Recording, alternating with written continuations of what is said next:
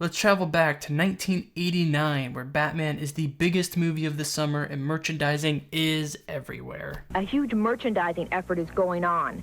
There's the Batcave, the Batplane, the Joker doll. And then let's travel forward a couple of years to 1992, where people had this to say about the movie.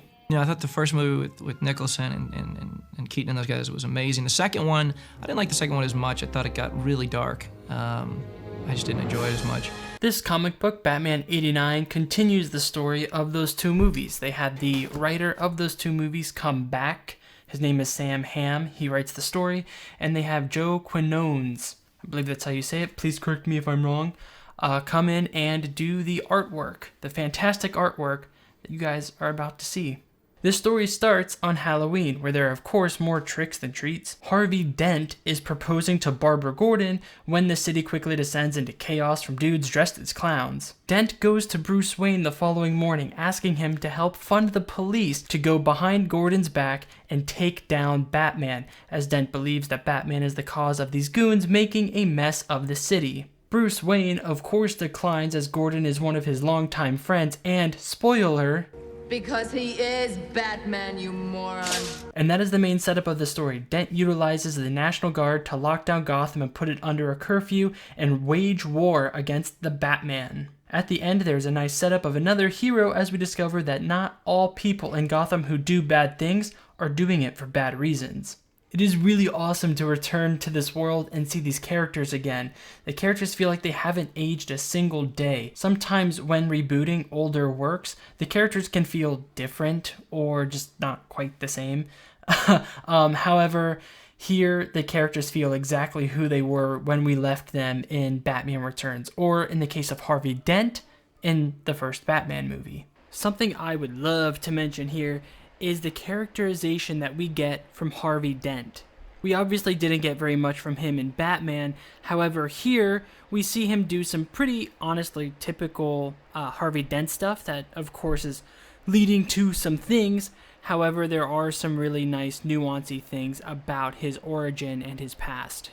As in Batman 1989 and Batman Returns, there are some goofy things going on with these characters.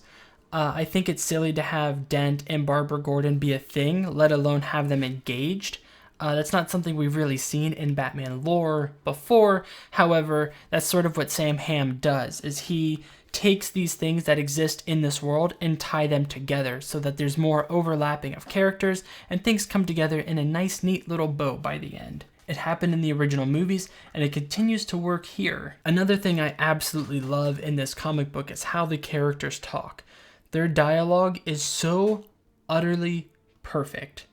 Each character has their own distinct speech pattern that perfectly matches who they were in the original movies. It really sucks you back into the Burton-verse, I guess you could call it, which is exactly what this comic book set out to achieve. And in that regard, the book accomplishes that to a T. We all know that in Batman and Batman Returns that Batman had zero issues with murder. Of course, he isn't the Punisher or some cold-blooded killer, but if his actions caused the death of a bad guy, he didn't really give it any thought. This idea is continued here, and I'm not even upset.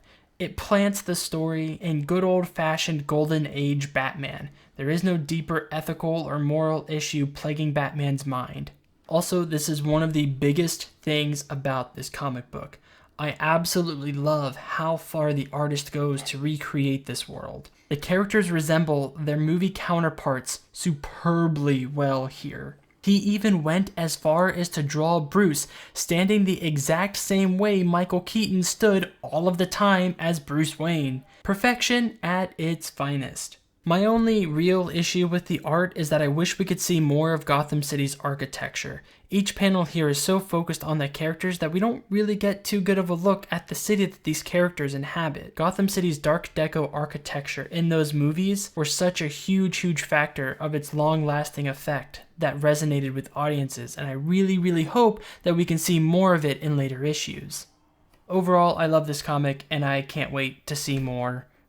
of what this story has to offer. It continues some of my absolute favorite Batman material of all time.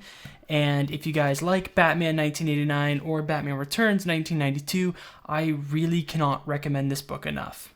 And if you guys like this video, please leave a like and comment down below what you guys thought about this comic book. I would love to chit chat about it.